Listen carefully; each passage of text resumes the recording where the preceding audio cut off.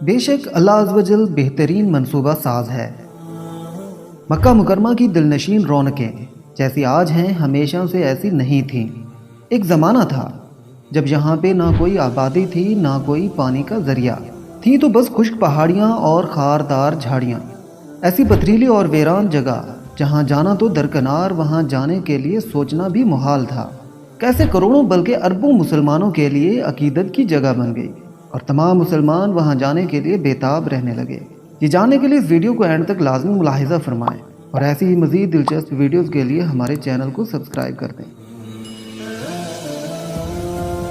حضرت ابراہیم علیہ السلام کے فرزند حضرت اسماعیل علیہ السلام سرزمین شام میں حضرت ہاجرہ رضی اللہ تعالیٰ عنہا کے شکم مبارک سے پیدا ہوئے۔ حضرت ابراہیم علیہ السلام کی بیوی حضرت سارہ کی کوئی اولاد نہ تھی، اس لیے انہیں رشک پیدا ہوا اور انہوں نے حضرت ابراہیم علیہ السلام سے کہا، آپ حضرت ہاجرہ رضی اللہ تعالیٰ عنہا اور ان کے بیٹے حضرت اسماعیل علیہ السلام کو میرے پاس سے جدا کر کے کہیں دور کر دیجئے۔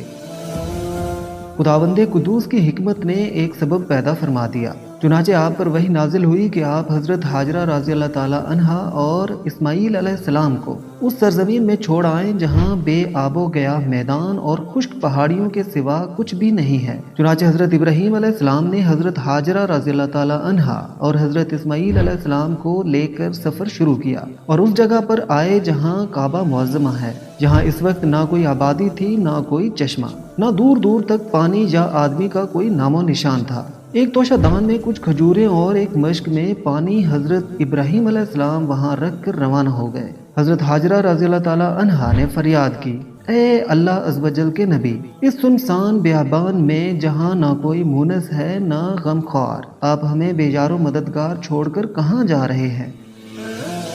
کئی بار حضرت ہاجرہ رضی اللہ تعالیٰ عنہا نے آپ کو پکارا مگر آپ نے کوئی جواب نہیں دیا۔ آخر میں حضرت ہاجرہ رضی اللہ تعالیٰ عنہا نے سوال کیا کہ آپ اتنا فرما دیجئے کہ آپ نے اپنی مرضی سے ہمیں یہاں لا کر چھوڑا ہے یا خداوند قدوس کے حکم سے آپ نے ایسا کیا ہے؟ تو آپ علیہ السلام نے فرمایا کہ اے ہاجرہ، میں نے جو کچھ کیا ہے وہ اللہ تعالیٰ کے حکم سے کیا ہے۔ یہ سن کر حضرت ہاجرہ رضی اللہ تعالیٰ عنہا نے کہا کہ اب آپ جائیے، مجھے یقین کامل اور پورا اطمینان ہے کہ خداوند کریم مجھ کو اور میرے بچے کو ضائع نہیں فرمائے گا۔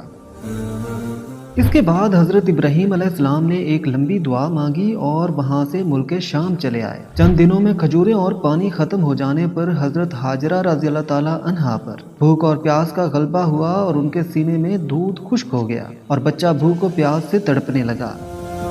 حضرت ہاجرہ رضی اللہ تعالیٰ عنہا نے پانی کی جستجو میں 7 چکر صفا مروہ کی دونوں پہاڑیوں کے لگائے مگر پانی کا کوئی سراغ دور دور تک نہیں ملا، یہاں تک کہ حضرت اسماعیل علیہ السلام پیاس کی شدت سے ایڑیاں پٹک پٹک کر رو رہے تھے۔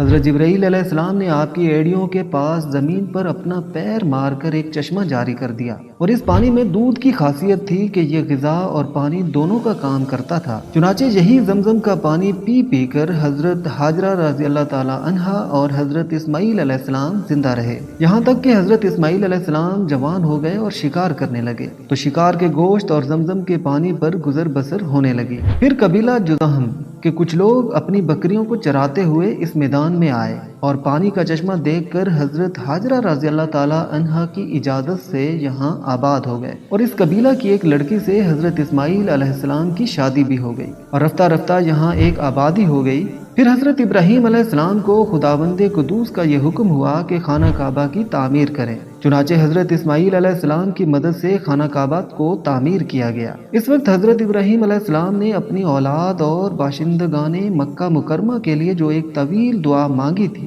وہ قرآن مجید کی مختلف صورتوں میں مذکور ہے۔ چنانچہ سورہ ابراہیم میں آپ کی اس دعا کا کچھ حصہ اس طرح مذکور ہے، اے میرے رب، میں نے اپنی کچھ اولاد ایک نالے میں بسائی جس میں کھیتی نہیں ہوتی تیرے حرمت والے گھر کے پاس، اے ہمارے رب، اس لیے کہ وہ نماز قائم رکھیں تو تو لوگوں کے کچھ دل ان کی طرف مائل کر دے اور انہیں کچھ پھل کھانے کو دے، شاید وہ احسان مانے۔ یہ مکہ مکرمہ کی ابتدائی تاریخ ہے جو قرآن مجید سے ثابت ہوئی ہے۔ اس کے بعد آپ نے یہ دعا مانگی جس میں آپ نے اپنی اولاد کے علاوہ تمام مومنین کے لیے بھی دعا مانگی، اے میرے رب، مجھے نماز قائم کرنے والا رکھ اور کچھ میری اولاد کو، اے ہمارے رب، اور میری دعا سن لے۔ اے ہمارے رب مجھے بخش دے اور میرے ماں باپ کو اور سب مسلمانوں کو جس دن حساب قائم ہوگا۔ اللہ اکبر۔ حضرت ابراہیم علیہ السلام کے اس جذبہ اطاعت شعاری اور جوش فرما برداری پر ہماری جاں بھی قربان۔